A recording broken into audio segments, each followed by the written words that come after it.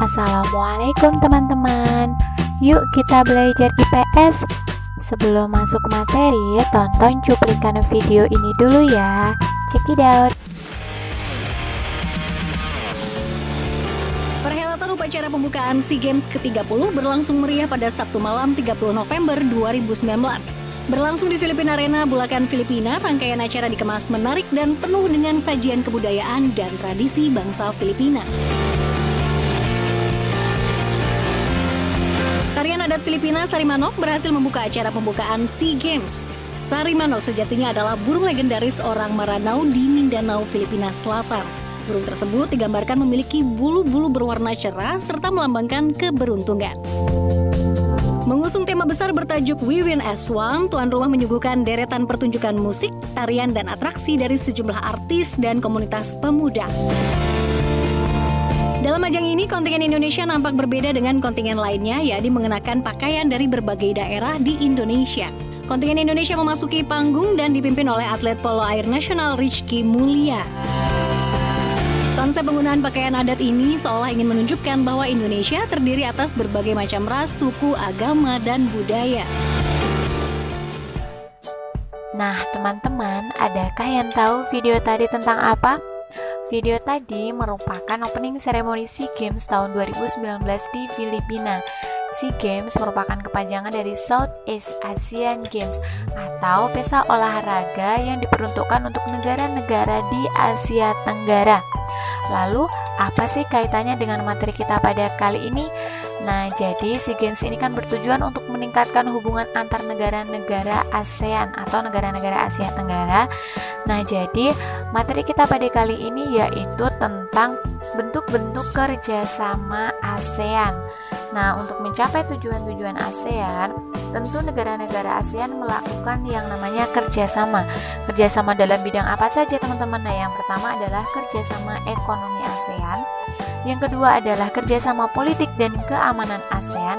Dan yang ketiga adalah kerjasama sosial dan budaya ASEAN. Oke, kita kupas satu persatu ya teman-teman. Yang pertama adalah kerjasama ekonomi ASEAN. Kerjasama ekonomi ini nanti mencakup kerjasama di sektor perindustrian, perdagangan, dan pembentukan kawasan perdagangan bebas di ASEAN.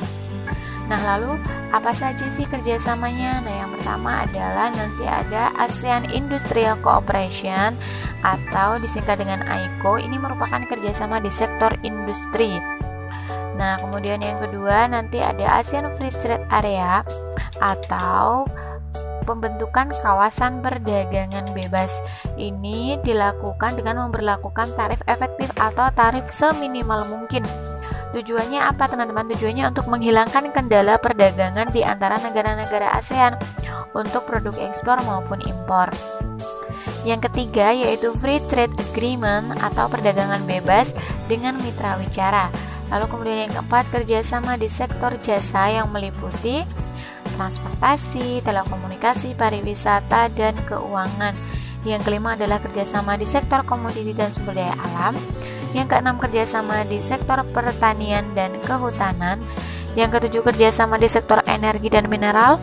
Yang kedelapan, kerjasama di sektor usaha kecil dan menengah, UMKM biasanya ya teman-teman. Dan yang terakhir adalah kerjasama dalam bidang pembangunan. Nah, itu tadi merupakan bentuk-bentuk kerjasama di bidang ekonomi. Kita lanjut yang kedua yaitu kerjasama politik dan keamanan ASEAN. Kerjasama dalam bidang politik dan keamanan ini dilakukan menggunakan instrumen-instrumen politik sebagai pilarnya ya teman-teman. Di antaranya adalah ZOPFAN. Apa itu ZOPFAN? ZOPFAN adalah Zone of Peace, Freedom, and Neutrality. Nah, jadi ini artinya adalah bahwa negara-negara ASEAN ini merupakan zona yang damai, zona yang bebas, dan juga netral.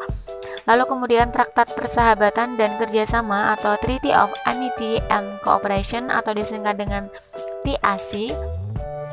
Nah, kemudian ada Kawasan Bebas Senjata Nuklir di Asia Tenggara atau Treaty of Southeast Asia Nuclear Weapon Free Zone. Nah, jadi ini merupakan ketiga instrumen politik yang tujuannya adalah untuk melandasi bentuk-bentuk kerjasama politik dan keamanan ASEAN. Lalu apa saja sih bentuk kerjasama politik dan keamanan di negara ASEAN? Yang pertama nanti ada MLAT atau Treaty on Mutual Legal Assistance in Criminal Matters, yaitu Traktat Bantuan Hukum Timbal Balik di bidang pidana. Lalu kemudian yang kedua nanti ada ICCT atau ASEAN Convention on Counter Terrorism. Ini adalah konvensi ASEAN tentang pemberantasan terorisme. Lalu ada Defense Minister Meeting atau ADMM. Ini merupakan pertemuan menteri-menteri pertahanan. Lalu penyelesaian sengketa Laut Cina Selatan, kerjasama pemberantasan kejahatan lalu lintas seperti perdagangan obat terlarang, pencucian uang, kejahatan internet atau cybercrime ya teman-teman. Lalu kemudian kerjasama di bidang hukum, imigrasi, kekonsuleran serta kelembagaan antara parlemen. Lalu kemudian masih banyak lagi kerjasama yang sekiranya itu adalah sesuai dengan bidang politik dan keamanan. Lalu kemudian yang ketiga adalah kerjasama sosial dan budaya ASEAN. Nah, kerjasama bidang sosial dan budaya ini dia mencakup bidang kebudayaan, penerangan, pendidikan, lingkungan hidup, ilmu pengetahuan dan teknologi, penanganan bencana alam, lalu kemudian kesehatan, ketenagakerjaan, pembangunan sosial, pengentasan kemiskinan dan pemberdayaan perempuan, kepemudaan, penanggulangan narkoba, dan peningkatan administrasi dan kepegawaian publik. Nah, apa saja sih bentuk-bentuk kerjasamanya? Nah, diantaranya nanti kita ada, tentunya kerjasamanya ada di bidang penerangan, pendidikan, dan kegiatan-kegiatannya itu berbentuk workshop, simposium, dan bidang seni maupun budaya. Contohnya nanti ada ASEAN Culture Week, lalu ASEAN Youth Camp, kemah pemuda ASEAN ya, ada ASEAN Quiz, pertukaran kunjungan antar seniman, lalu kemudian nanti ada pertukaran pelajar melalui Student Exchange Program, lalu pembentukan ASEAN University Network, kerjasama antar universitas di ASEAN, lalu kerjasama pembangunan pedesaan dan pengentasan kemiskinan, kerjasama kesehatan, ketenagakerjaan, serta kerjasama pembangunan dan kesejahteraan sosial, kerjasama di bidang iptek, lingkungan hidup dan penanggulangan bencana, serta kerjasama di bidang sumber daya manusia, tentunya mencakup pemajuan wanita, lalu kemudian pemuda, dan juga di dalamnya ada penanggulangan dan pemberantasan narkoba, serta bidang kepegawaian dan administrasi. Nah, itu tadi merupakan bentuk-bentuk kerjasama di bidang sosial dan budaya ASEAN. Nah, teman-teman, sebagai info tambahan atau wawasan tambahan untuk teman-teman, jadi dalam rangka untuk mempererat integrasi masyarakat ASEAN dan untuk menyesuaikan dengan perkembangan zaman, maka dibentuklah masyarakat ASEAN yang dikukuhkan sejak 2003 pada KTT ASEAN ke-9 di Bali. Nah, pilar-pilar komunitas ASEAN tersebut diantaranya yang pertama adalah MEA, yaitu Masyarakat Ekonomi ASEAN atau juga disingkat dengan ASEAN Economic Community atau AEC. Nah, ini tujuannya untuk mewujudkan integrasi ekonomi ASEAN. Lalu kemudian yang kedua, Masyarakat Sosial Budaya ASEAN atau disingkat dengan ASCC atau ASEAN Socio-Cultural Community. Ini tentunya dibentuk untuk memperkokoh kesadaran, kesetiakawanan, kemitraan, dan rasa kepemilikan masyarakat terhadap ASEAN. Dan yang terakhir adalah ada APSC atau ASEAN Political Security Community, yaitu masyarakat politik keamanan ASEAN yang tujuannya untuk memelihara perdamaian serta memajukan nilai hak asasi manusia dan demokratisasi di kawasan ASEAN. Nah, itu tadi teman-teman merupakan pilar-pilar penting komunitas di masyarakat ASEAN. Selanjutnya, yang terakhir kita akan membahas mengenai konferensi tingkat tinggi ASEAN. Nah, jadi teman-teman, ASEAN itu telah menyelenggarakan beberapa kali KTT. Nah, para delegasi KTT ASEAN ini melakukan KTT itu tujuannya untuk apa sih? Nah, tujuannya adalah untuk merumuskan rencana program kerjasama ASEAN yang tentunya menguntungkan semua pihak dan menilai sejauh mana keberhasilan dari pencapaian program-program tersebut. Jadi mereka ada pertemuan rutin ya teman-teman yang dilaksanakan di KTT tersebut, yaitu konferensi tingkat tinggi. Dan konferensi tingkat tinggi atau KTT terakhir kemarin dilakukan secara virtual atau secara online. Nah, itu adalah KTT yang dilakukan ke-36. Nah, teman-teman silahkan nanti akan ada cuplikan video KTT secara virtual. Selamat menyimak.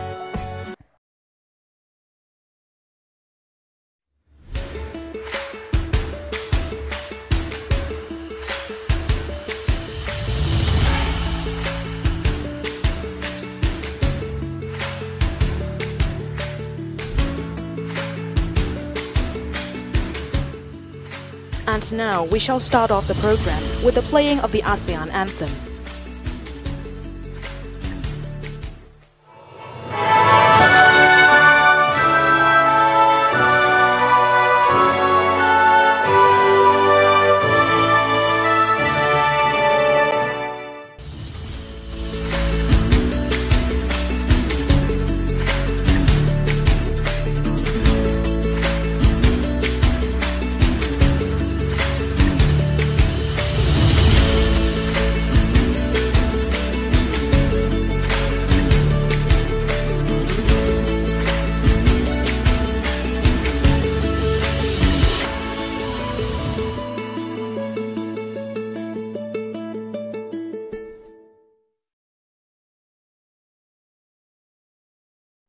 Nah, teman-teman, demikianlah tadi pembelajaran mengenai bentuk-bentuk kerjasama ASEAN dan konferensi tingkat tinggi ASEAN.